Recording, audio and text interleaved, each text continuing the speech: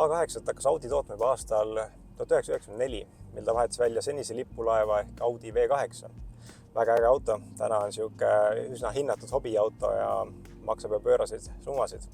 Tahaks korra ise omal nahal selle autoga järgi proovida ja ära katsetada.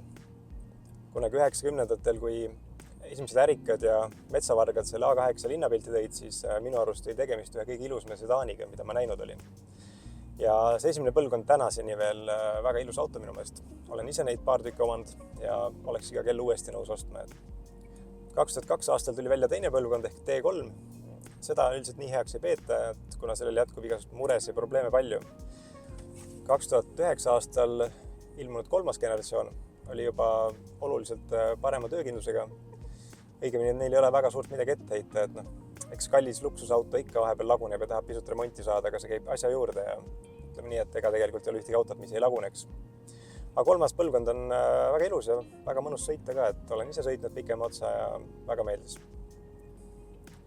Ja 2017 aastal tuli välja siis hetkel viimane põlvkond ehk T5, mis on ka täna proovisõiduautoks.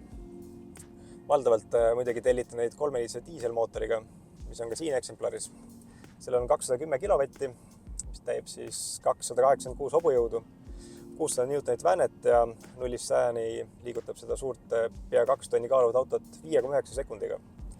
Ei ole eriti paha tulemus, kui arvestada, et esimese generatsiooni Audi S8 tegi 0-100 5,5 sekundiga, nii et ainult 0,4 sekundit kehvem. Aga kui diislit ei taha, siis võid loomulikult alati bensiinimootoriga eksemplari osta. Ja kui tahad eriti käredat varianti, siis on saadaval ka Audi S8.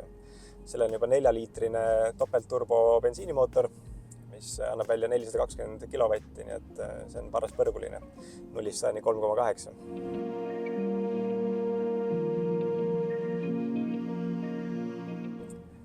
Selle põlvkonna A8 disain on minu meelest väga hästi õnnestunud.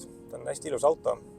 Kõige rohkem luksuslikku elementi välisdisaini annab juurde see kroomliist, mis jookseb seal tagatuledest ühest otsast teise, et see on päris kena.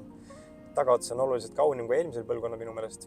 Esiots on muidugi ainult üks suur grill, tuled ja suur grill, et seal rohkem midagi ei ole. Et kas sellega pingutati üle? Koleda ei ole, mulle tegelikult meeldib. Ruumin muidugi A8-s ikkagi mõnusalt palju. Ma saan aru, miks Alar Karise presidendi kohale kandideeris, sest et kui sind hommikul ikkagi sõidutatakse üks auto tagaistmel tööle, siis võib-olla isegi mõtleks selle ameti peale. Kui sul on vaja sõidutada mingisuguseid vippe või ärimehi, siis sinna taha neid istuma panna ei ole üldse piinlik. Või kui tahad pereautoks ostes, naisele annab alati selle asja ära rääkida väikse nüansiga, et lapsed ei ulata jalgadega vastu seljatuge toksima.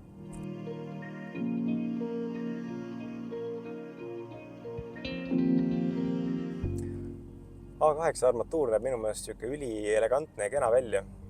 See, kuidas need displeid on siin kahe tasandil, see on kuidagi hästi efektselt ära lahendatud. Et enamasti kipuvad olema suured tahvelarvutid sees, siis siin nad on kuidagi loomulikud osad kogu sellest armatuurist ja keskkonsoolist. Ma küll alguses kartsin, et võib-olla need istmenuppude liigutamine siin ikkagi näpuga ja puutetundlikult on tüütu, aga tegelikkuses tagasiside siit samast puuteplaadilt on väga hea. Ta kuidagi nagu reageerib su sõrmele kihvtilt ja ei ole üldse keeruline isegi sõidu ajal midagi näperdada. Ja mulle väga meeldib muidugi ka näidikute display. Et see on kuidagi hästi puhas, selge, kena ja õnnestunud disainiga. Üks asi, mis sul siin autos peab kaasas olema, on kindlasti mikrofiiberlapp, sest kõik need sõrmejäljed jäävad kenasti igale poole peale ja neid see väga hästi näha ei tahaks. Nii et seda nühkimist siin on üks jagu. Kogu see must piano black näeb väga efektne küll välja, aga jah, sõrmejäljed.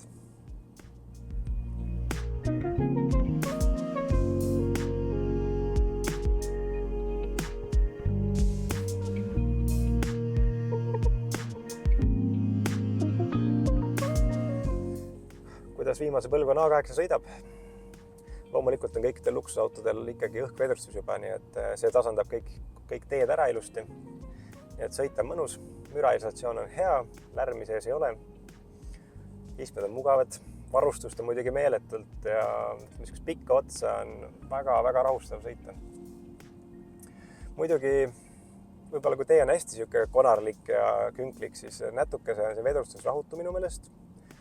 Et olen sõitnud kindlasti parema vedrustusega autodega, aga suures plaanis kõik väga hästi. A8 dünaamika on muidugi väga eeskujulik, et see 0-105,9 sekundit, ise on juba küllaltki hea näitaja ning kõik möödasõidud käivad suht ikkagi klõpsti, et ees venivast veoautost mööda saada, siis väga pikka lõiku selleks ei ole vaja. See 8-käiguline käigukast vahetab muidugi hästi kiiresti ja sujuvalt, nii et selle tööd praktiliselt ei märkagi. Kui nüüd rääkida kütusekulu numbritest, siis Tallinnas nullisin näidud ära, tiirutasin pisut linna vahel ja Hiiumaal mootorit välja lülitades sain keskmiseks kütusekuluks 6,2 liitrit 100-le. See on päris hea tulemus 2-tonnise auto kohta, millel on püsiv nelikvedu.